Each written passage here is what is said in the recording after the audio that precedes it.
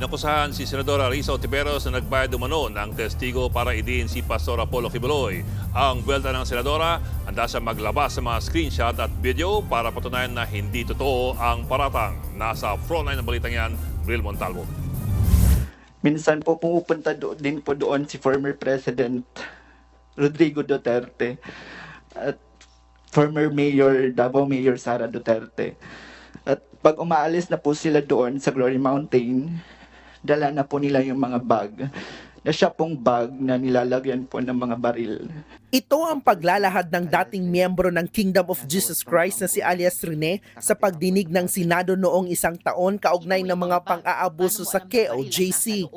Bukod sa inilahad niyang pagmamaltrato, tumatak ang mabigat niyang ibinunyag na kapag umalis na raw sa Glory Mountain ni Pastor Apollo Kibuloy sa Davao City ang mag-amang Duterte, may dala na silang bag ng mga baril.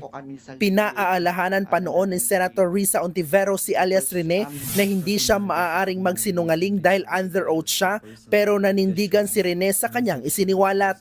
Makalipas ang isang taon, bumaliktad si alias Rene. Sabi niya, binayaran lang daw siya ni Hontiveros ng 1 milyong piso para tumistigo laban kay Kibuloy at sa mag-amang Duterte.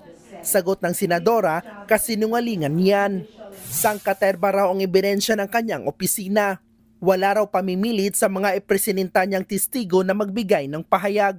Maglalabas daw sila ng screenshot at ng video sa tamang panahon. Naniniwala rin daw ang senadora na binayaran si alias Rene para idiskaril ang investigasyon laban sa mga krimeng kinasasangkutan ni Kibuloy. Naghahanda rin daw ang kampo ni Hontiveros sa legal na aksyon para sa mga nasa likod ng pagbaliktad ng testigo. Nagbabalita mula sa Frontline, Bril Montalvo, News 5. Mga kapatid, Ed Lingaw po, maging maalam at may pakialam sa mga napapanahong balita sa ating bansa. Para sa mas malalimang pagtalakay at paghimay sa mga issue at headlines, tumutok lamang at pag-subscribe sa social media pages ng News 5.